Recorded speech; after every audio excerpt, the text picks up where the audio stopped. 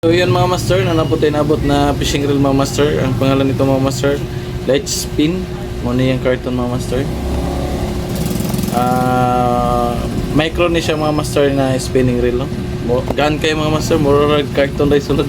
So si-open na to mga master para makita na to ang sa kagana ang reel kung sa speak sa reel mga master. Din isulod sa carton niya mga master, tapos i-open na to para makita na to sa kagana ng reel. Din siya mga master, ang fishing reel niya mga master.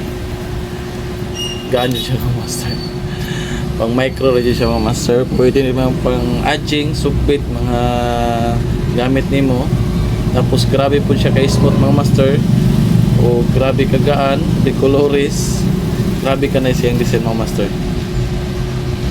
O ang kagana niya mga master, wala siya anti-reverse, one way rin siya mga master. O naka-screw-in po niya ang handle ni mga master.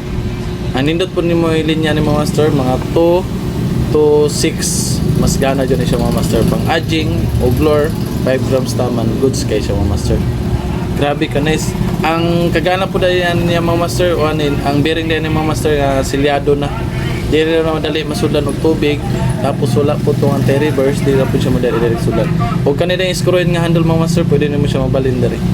Tapos ang pares niya nga rod mga master, nasa XUL o UL na yun siya taman mga master. Grabe kay smooth, grabe kagan. O kanina siya mga master, PM lang sa itong FB account mga master, Archie Lakang. O tapos comment lang sa comment section aning video.